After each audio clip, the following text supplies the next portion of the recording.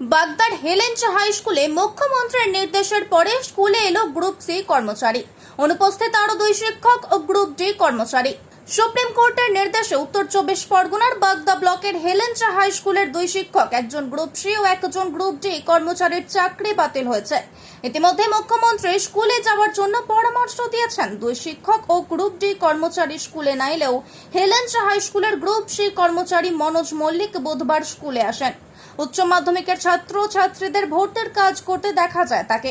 স্কুলে আসা প্রসঙ্গে হেলেঞ্চ হাই স্কুলের গ্রুপ সি কর্মচারী মনোজ মল্লিক জানিয়েছেন, সুপ্রিম কোর্টের নির্দেশের পরে ভেঙে পড়েছিলেন, সেই কারণে স্কুলে আসেননি। ছাত্র ছাত্রীদের প্রচুর কাজ আটকে রয়েছে, সেই কারণে আজ স্কুলে এসেছেন।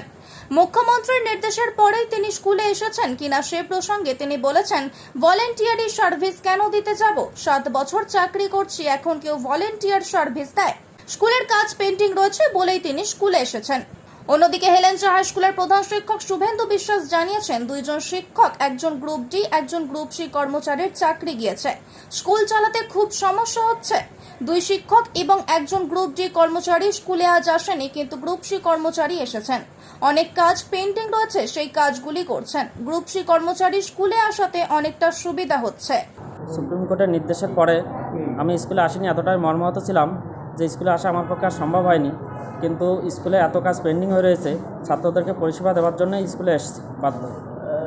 ইতিমধ্যেই তো সিএম বলেছেন যে ভলেন্টারি সার্ভিসের জন্য স্কুলে যাওয়ার জন্য আবেদন করেছেন। না, এটাতে আমরা কোনো মতে সমর্থন করি না। ভলেন্টারি সার্ভিস করতে যাবো কেন? দীর্ঘ 7 বছর চাকরি করার পরে ওটা কেউ করতে রাজি হবে? এটা কোনো মতেই সম্ভব নয়। স্কুলে হঠাৎ করে এলেন কেন?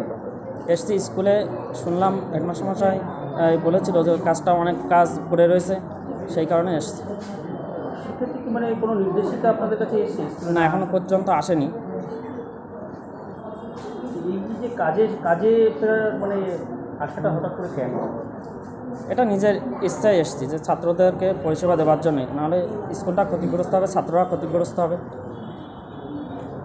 স্কুল চালাতে অসুবিধা হয়ে যাবে প্রচুর। আপনার তো প্রচুর কাজ পেন্ডিং ছিল। হ্যাঁ, প্রচুর কাজ পেন্ডিং। এই সময় ভর্তির কাজ চলছে, বিভিন্ন স্কলারশিপের কাজ এবং অন্যান্য যাবতীয় সব কাজ আছে, সেই কারণেই এসছি, নাহলে সমস্যা হয়ে যাবে প্রচুর। আপনার স্কুলে কতজন এরকম চাকরি গিয়েছে?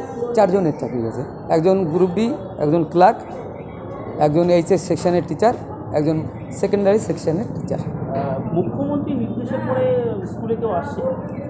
ওইভাবে কিছু হয়নি আমাদের এখনও পর্যন্ত, যেহেতু আমরা শিক্ষা দপ্তর থেকে কোনো নির্দেশ পাইনি।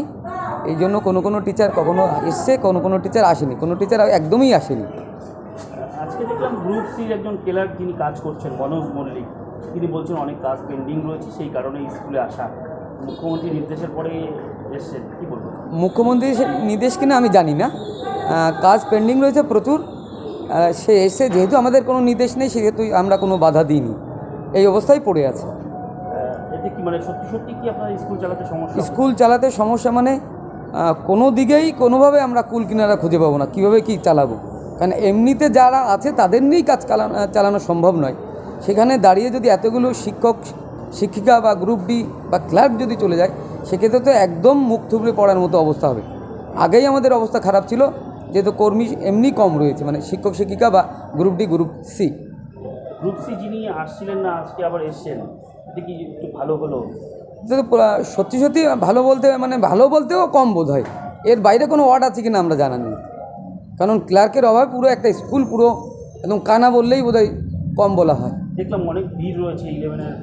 প্রচুর ছেলেমেয়ে, 11-এ প্রায় আমাদের 300-র কাছাকাছি ছেলেমেয়ে, তাদের তো প্রচুর অনলাইন কাজ থাকে, সেই কাজটা পুরোটাই ও দেখে। এছাড়া অফলাইনেও কাজ রয়েছে, যেটা আপনারা সবাই জানেন। সেক্ষেত্রে একজন না থাকা মানে যেটা হওয়ার সেটাই হবে। আশাতে অনেকটা ভালো হয়েছে।